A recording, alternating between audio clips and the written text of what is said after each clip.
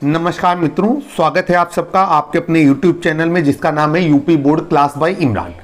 आपको पहले बताना चाहते हैं कि हमारा ये चैनल यूपी बोर्ड के साथ साथ बेसिक और माध्यमिक शिक्षा विभाग के लिए बहुत सारा मटेरियल उपलब्ध कराता है, जिसमें विभिन्न कोर्स, विभिन्न शासनादेश, विभिन्न फीडिंग के बारे में जानकारी प्रदान की जाती है। जैसा कि आप सभी लोगों को मालूम है कि 31 जुलाई 2021 तक 6 बड़े कोर्स कंप्लीट करने हैं और इसी क्रम में हमारे चैनल में आपको इन 6 कोर्सेस की प्रश्नोत्तरी, आकलन प्रश्नोत्तरी का हल उपलब्ध कराया जा रहा है। अभी हमारा ये दूसरा वीडियो है। इस दूसरे वीडियो में हम जो कोर्स है उसकी प्रश्नोत्तरी हल कराएंगे ताकि आपको कोर्स कंप्लीट करते समय किसी भी प्रकार की असुविधा ना रहे। दोस्तों, इस दूसरे कोर्स का नाम है कक्षा प्रबंधन एवं बैठक व्यवस्था। तो समय बर्बाद न करते हुए हम इस कोर्स पे आकलन प्रश्नोत्तरी पे आए हुए 10 प्रश्नों को हल करने की कोशिश करते हैं। पहला क्वेश्चन अब आपकी स्क्रीन पर अवेलेबल है। दोस्तों, पहला क्वेश्चन है कि कक्षा प्रबंधन व बैठक व्यवस्था पर दिए गए कथनों को ध्यान से पढ़िए और सही विकल्पों के चयन कीजिए। यहाँ पर टोटल 3 कथन दिए गए हैं। आपको यहाँ पर केवल एक कथन दिखाई दे रहा है, लेकिन जब आप कोर्स को करेंगे तो वहाँ पर 3 कथन आपको नजर आएंगे। अब इनके विकल्प हैं, आप तीनों कथनों को पढ़ लेंगे। इनके विकल्प हैं कि कथन 1 व कथन 2 सही है। दूसरा विकल्प है कथन 2 व कथन 3 सही है। तीसरा विकल्प है कथन 1, 2 और 3 तीनों सही हैं। और चौथा है कि उपर्युक्त में से कोई नहीं। तो आइए देखते हैं कि इस पहले प्रश्न का जो दूसरा कोर्स है उसके पहले आकलन प्रश्नोत्तरी का सही हल क्या रहेगा। दोस्तों, यदि आपने इस कोर्स के वीडियो को अच्छी तरीके से देखा होगा और प्रश्न को समझने की कोशिश की होगी तो आपको ये पता चलेगा कि इसके लिए विकल्प 1 पूरी तरीके से सही है, अर्थात कथन 1 और कथन 2 परफेक्ट है। तो इस विकल्प को आप चयनित कर लीजिएगा। एक बार फिर से आपको बताना चाहते हैं कि कोर्स करते समय यह जरूरी नहीं है कि जिस क्रम में हम प्रश्न बता रहे हैं उसी क्रम में प्रश्न आपको भी प्राप्त हो। प्रश्नों का क्रम आगे पीछे होते हुए देखा गया है। दोस्तों, क्वेश्चन नंबर 2 अब आपकी स्क्रीन पर है। क्वेश्चन कह रहा है कि निम्नलिखित में कौन सा तरीका एक शिक्षक द्वारा अपनाया जाना अरुचिकर ही नहीं अनुचित भी है। 4 विकल्प दिए गए हैं। पहला विकल्प है कि बच्चों को एक ही प्रकार की पंक्ति में बैठाकर पूरे वर्ष शिक्षण करते रहना। दूसरा है कि बच्चों को कभी कभी छोटे समूहों में बैठाकर शिक्षण कार्य करना। तीसरा है विभिन्न क्षमताओं वाले बच्चों की जोड़ी बनाकर शिक्षण करना। और चौथा है उपरोक्त सभी। मेरे ख्याल से आप सभी लोग समझ गए होंगे कि इस प्रश्न का सही उत्तर क्या होगा। मुझे तो ऐसा लगता है कि पहला विकल्प सबसे उपयुक्त रहेगा कि बच्चों को एक ही प्रकार की पंक्ति में बैठाकर पूरे वर्ष शिक्षण करना ये एक अरुचिकर और अनुचित तरीका है। आइए देखते हैं कि इस क्वेश्चन नंबर 2 का सबसे सटीक उत्तर क्या हो सकता है। दोस्तों, जब आंसर का वेरिफिकेशन किया गया तो पाया गया कि हम लोगों ने जो अनुमान लगाया था वो पूरी तरीके से सही है। बच्चों को एक ही प्रकार की पंक्ति में बैठाकर पूरे वर्ष शिक्षण कार्य करना एक प्रकार का अनुचित और अरुचिकर तरीका है। आइए चलते हैं क्वेश्चन नंबर 3 की ओर। क्वेश्चन नंबर 3 में प्रश्न दिया गया है कि कक्षा में बैठक व्यवस्था कैसी होनी चाहिए।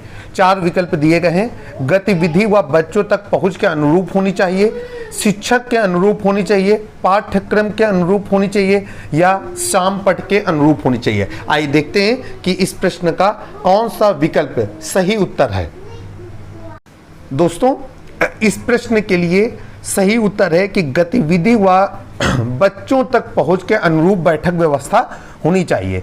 तो प्रश्न का सही उत्तर रहेगा विकल्प संख्या 1। दोस्तों, फिर से एक बार आपको बताना चाहते हैं कि जरूरी नहीं कि जिस समय आप कोर्स कंप्लीट कर रहे हो विकल्प इसी क्रम में और प्रश्न इसी क्रम में मिले।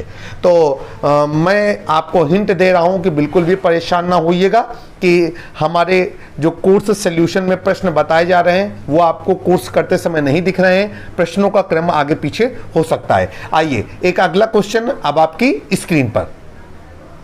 क्वेश्चन है कि एक शिक्षक को अपनी कक्षा का नियोजन इस प्रकार करना चाहिए कि 4 विकल्प दिए गए हैं। पहला विकल्प है सभी बच्चे प्रतिभाग कर सकें, दूसरा विकल्प है सभी बच्चों को सीखने के अवसर मिल सकें, तीसरा विकल्प है शिक्षक कक्षा के सभी बच्चों पर ध्यान रख पाएं और चौथा विकल्प है उपर्युक्त सभी। आइए देखते हैं कि कौन सा विकल्प उत्तर के रूप में चयनित किया जाएगा। दोस्तों, एक्सपर्ट की राय बताती है कि यहाँ पर जो 3 विकल्प दिए गए हैं उनमें जो कथन आए हुए हैं वो तीनों ही कथन इस प्रश्न के अनुरूप है। किसी भी कथन को गलत नहीं ठहराया जा सकता है, इसलिए ये कहा जाएगा कि उपर्युक्त सभी विकल्प इस प्रश्न के सही उत्तर हैं। विकल्प संख्या 4 को आप सही उत्तर के रूप में चयनित कर लेंगे। अगला क्वेश्चन आपकी स्क्रीन पर। दोस्तों, अगला क्वेश्चन है कि कक्षा शिक्षण के दौरान एक अच्छी बैठक व्यवस्था का परिणाम होता है। अगर कक्षा की बैठक व्यवस्था अच्छी है तो निम्नलिखित 4 विकल्पों में से कौन सा एक बेहतर परिणाम हो सकता है। पहला विकल्प है कि सभी बच्चों समूह तक शिक्षण सामग्री आसानी से पहुंच जाती है। अगला है कि छात्रों के बीच अंतःक्रिया बढ़ती है। तीसरा है कि बच्चे समूह में कार्य करना सीखते हैं और चौथा है कि उपर्युक्त सभी। तो दोस्तों, जहां मैंने ये कोर्स कंप्लीट किया है, वीडियो को देखा है और प्रश्न का अवलोकन किया है, तो मुझे तो लगता है कि इस प्रश्न के लिए चौथा विकल्प पूरी तरीके से परफेक्ट होगा। आइए देखते हैं कि उत्तर के बारे में एक्सपर्ट की क्या राय है। दोस्तों, हमारा और आपका अनुमान पूरी तरीके से सही निकला। हम लोगों ने जैसा सोचा था कि तीनों के तीनों विकल्प सही हैं, अर्थात उपरोक्त सभी विकल्प को चयनित किया जाएगा। एक्सपर्ट ने भी उसी पे अपनी सहमति व्यक्त की है। अगला क्वेश्चन फिर से आपकी स्क्रीन पर। क्वेश्चन है कि ध्यानाकर्षण मॉड्यूल की कौन सी ऐसी शिक्षण तकनीकी है जो कक्षा में कम सुनने वाले, कमजोर नज़र वाले या बोलने में असुविधा वाले बच्चों को सीखने के पर्याप्त अवसर पर बल देती है। पहला विकल्प है संसाधनों से पूर्ण कक्ष का वातावरण, दूसरा विकल्प है रोचक प्रस्तावना, तीसरा है रोल प्ले और चौथा है कक्षा प्रबंधन व बैठक व्यवस्था। इस प्रश्न के लिए एक्सपर्ट ने कक्षा प्रबंधन और बैठक व्यवस्था को सही विकल्प माना है, इसलिए आप भी इसे सही विकल्प के रूप में चयनित करके सबमिट बटन दाब करके अगले क्वेश्चन पे पहुंचेंगे। अगला क्वेश्चन आपकी स्क्रीन पर। क्वेश्चन है कि क्या कभी कभी छोटे छोटे समूह में बैठाकर शिक्षण कार्य करना कक्षा प्रबंधन व बैठक व्यवस्था शिक्षण तकनीकी के अंतर्गत आता है। बहुत ही अच्छा क्वेश्चन है, इंटरेस्ट पैदा करने वाला क्वेश्चन है। तो इसका विकल्प है कि हाँ, ये कक्षा प्रबंधन व बैठक व्यवस्था के अंतर्गत आता है। दूसरा है कि नहीं, ये कक्षा प्रबंधन व बैठक व्यवस्था के अंतर्गत नहीं आता है। तीसरा है कि इसे मात्र बैठक व्यवस्था कहा जाएगा और चौथा है कि इसे मात्र कक्षा प्रबंधन व्यवस्था कहा जाएगा। आइए देखते हैं कि इस प्रश्न का कौन सा विकल्प सही उत्तर है। प्रश्न का अवलोकन करने के बाद पता चला है कि कभी कभी छोटे छोटे समूह में बैठाकर शिक्षण कार्य करना कक्षा प्रबंधन व बैठक व्यवस्था शिक्षण तकनीकी के अंतर्गत आता है, इसलिए हाँ को सही उत्तर के रूप में चयनित करेंगे। विकल्प संख्या 1 को सही उत्तर के रूप में सबमिट कर दीजिए। अगले क्वेश्चन की ओर बढ़ते हैं। दोस्तों, क्वेश्चन है कि अर्धचंद्राकार व्यवस्था उस समय उपयुक्त होती है जब कक्षा कक्ष बहुत छोटा होता है। दूसरा विकल्प है कि बच्चों की संख्या कक्षा में 5 से कम होती है। तीसरा विकल्प है कि बच्चों के बैठने हेतु पर्याप्त जगह हो और चौथा विकल्प है एक कक्षा में 2 शिक्षक मौजूद हों। आइए देखते हैं कि कौन सा विकल्प सही उत्तर है। मित्रों, जिस समय हम वीडियो से कोर्स को समझने की कोशिश कर रहे थे उस समय हमने जाना था कि अर्धचंद्राकार व्यवस्था उस समय लागू करनी चाहिए जब बच्चों के बैठने हेतु पर्याप्त जगह हो। विकल्प 3 सही उत्तर है। अगला क्वेश्चन आपकी स्क्रीन पर। बेहतरीन क्वेश्चन है, कम सुनने वाले, कमजोर नजर वाले, बोलने में असुविधा वाले बच्चों को कक्षा में कहाँ बैठाना चाहिए। पहला विकल्प है सबसे पीछे वाली पंक्ति में बैठाना चाहिए। फिर दूसरा विकल्प है एक सीधी पंक्ति में बैठाना चाहिए।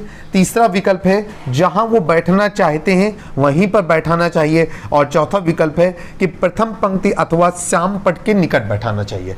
तो जैसा कि हम लोग ह्यूमन बिहेवियर के बारे में बेहतर तरीके से जानते हैं कि यदि कम सुनने वाले, कमजोर नज़र वाले और बोलने में असुविधा वाले बच्चे हमारी कक्षा में हैं तो हम ये कोशिश करेंगे कि उन्हें प्रथम पंक्ति या श्याम पट के निकट बैठाना चाहिए। तो हमारे हिसाब से तो चौथा विकल्प एक परफेक्ट उत्तर है। देखते हैं कि इस प्रश्न को लेकर के एक्सपर्ट की क्या राय है, उन्होंने किस उत्तर को सही विकल्प के रूप में चुनाव कर रखा है। दोस्तों, एक्सपर्ट ने भी हम लोगों के द्वारा चुने गए विकल्प पे अपनी सहमति व्यक्त की है। प्रथम पंक्ति या श्याम पट के निकट ऐसे बच्चों को बैठाना हमेशा लाभदायक रहता है। अगला क्वेश्चन दोस्तों, ये कोर्स संख्या 2 का अंतिम प्रश्न है। क्वेश्चन नंबर 10, कक्षा प्रबंधन बच्चों की अधिगम प्रक्रिया में भागीदारी को बहुत सीमा तक, 4 विकल्प है, अप्रभावित करता है, प्रभावित करता है, भागीदारी को घटाता है या आंशिक रूप से प्रभावित करता है। आइए देखते हैं कि क्वेश्चन नंबर 10 के लिए किस विकल्प को उत्तर के रूप में चयन करेंगे। विकल्प संख्या 2 एक सही उत्तर रहेगा।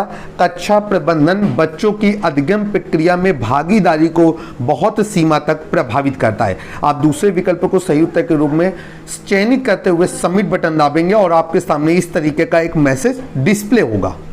तो यहाँ पर बताया गया है मैसेज में कि कुल 10 प्रश्न थे और आपने 10 के 10 प्रश्न को अटेंड किया है। आइए देखते हैं अपना स्कोर क्या होता है। सबमिट बटन क्लिक करेंगे। दोस्तों, सबमिट बटन दाबने पे हमें पता चला है कि हमारे द्वारा किए गए 10 प्रश्न पूरी तरीके से सही हैं और हमें 10/10 का स्कोर प्राप्त हुआ है। दोस्तों, अंत तक हमारे वीडियो को देखने के लिए बहुत बहुत धन्यवाद। कोर्स संख्या 3 के आकलन प्रश्नोत्तरी का हल पाने के लिए हमारे चैनल में जुड़े रहें। जल्द ही कोर्स संख्या 3 की आकलन प्रश्नोत्तरी का संपूर्ण हल आपको उपलब्ध करा दिया जाएगा। यदि आपको हमारा चैनल पसंद आ रहा है, अपने शिक्षक दोस्तों के साथ हमारे चैनल के लिंक को जरूर साझा करें। दोस्तों, हमारा एक एंड्रॉयड एप्लीकेशन भी है जिसे डाउनलोड करने के लिए गूगल प्ले स्टोर पर जाकर के BSV न्यूज़ टाइप करें और सबमिट कर दें। यहां पर आपको हमारा एप्लीकेशन मिल जाएगा। जल्द ही एक नए वीडियो में मुलाकात होगी। तब तक के लिए नमस्कार।